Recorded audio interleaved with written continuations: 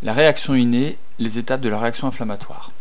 Lors d'une blessure, par exemple, la peau se trouve lésée, ce qui permet l'entrée de microbes au niveau des tissus. Nous avons ici l'exemple d'un schéma où une épine permet l'entrée de microbes au niveau donc, de la partie lésée, au niveau du tissu, et on voit que dans la peau, à ce niveau-là, sont présentes des cellules immunitaires de formes différentes, ainsi que des terminaisons nerveuses et des vaisseaux sanguins. Si rien n'est fait en termes de désinfection, il se peut que quelques heures après apparaisse un gonflement, de la rougeur, de la chaleur et éventuellement des douleurs, qui sont les 4 symptômes de la réaction inflammatoire aiguë. On voit que tout un ensemble de réactions ont lieu et c'est ce qu'on va essayer de comprendre par la suite. Au niveau du pus qui se forme, on trouve des cellules immunitaires, en l'occurrence des cellules phagocytaires, et des microbes. On a donc probablement un combat qui a lieu entre ces deux cellules, ce qu'on va essayer de détailler par la suite. Au niveau des tissus sont présents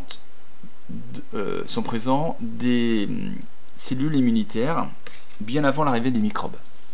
Ces cellules immunitaires de formes différentes, représentées ici, présentent à leur surface des récepteurs qui sont capables de reconnaître des molécules présentes à la surface des microbes. Ces molécules sont très conservées au cours de l'évolution, ce qui fait que tous les microbes présentent des molécules très similaires, ce qui va permettre aux cellules immunitaires présentes dans les tissus de les repérer.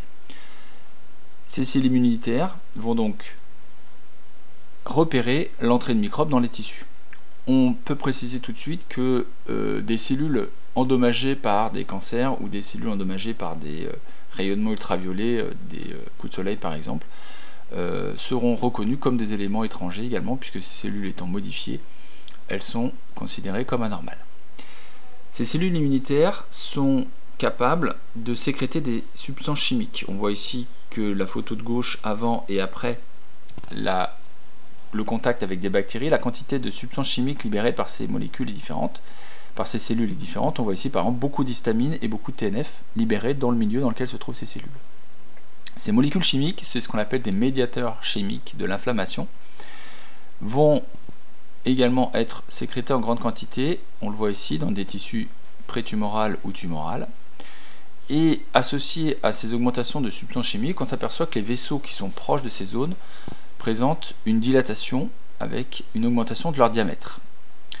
On va donc pouvoir schématiser que les cellules immunitaires qui ont repéré donc les microbes se mettent à fabriquer des substances chimiques dites de l'inflammation, interleukines, histamine par exemple, qui agissent sur les vaisseaux sanguins et en particulier qui augmentent leur diamètre. On a donc un débit sanguin qui va être plus élevé à cet endroit-là.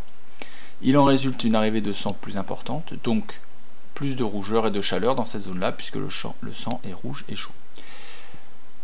Le problème, c'est que les cellules immunitaires de départ sont très peu nombreuses. On les appelle des cellules sentinelles, elles sont disséminées dans l'organisme pour repérer l'entrée de microbes. Mais elles sont peu nombreuses, elles vont donc être incapables de lutter seules contre les microbes qui viennent de rentrer. Il va donc falloir qu'un système permette l'arrivée de cellules en renfort, et les cellules en renfort sont localisées dans le sang. Ces cellules chimiques vont agir en les attirant. Ces cellules immunitaires arrivent donc dans le sang, ici un granulocyte, et on voit qu'ils vont être capables, ces cellules, de traverser la paroi du vaisseau sanguin pour passer dans le tissu infecté. Pour que cela soit possible, il va falloir qu'on ait une modification de la perméabilité capillaire, c'est-à-dire des vaisseaux sanguins qui sont un petit peu perméables au niveau des jonctions ici, pour que les cellules immunitaires puissent sortir. Le problème, c'est que quand ces cellules immunitaires passent du vaisseau sanguin dans les tissus, un petit peu de liquide sanguin sort, provoquant un gonflement. Et ce gonflement active des terminaisons de la douleur. On a donc ici les deux autres symptômes de la réaction inflammatoire aiguë, œdème et gonflement. Œdème, gonflement, et douleur. Les macrophages ou les cellules immunitaires qui arrivent en renfort vont donc avoir pour but de venir détruire les microbes. On voit ici sur cette électronographie des bactéries qui ont été englobées ici par un macrophage.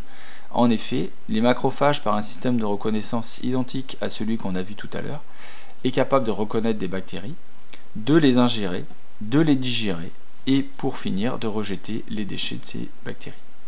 On a donc un système que l'on voit ici au niveau des tissus, qui va donc permettre au final une destruction des microbes qui étaient rentrés au départ qui ont déclenché la réaction inflammatoire avec formation un petit peu de pus, tout ceci sera nettoyé par la suite et qui permet surtout l'élimination du microbe au niveau des tissus.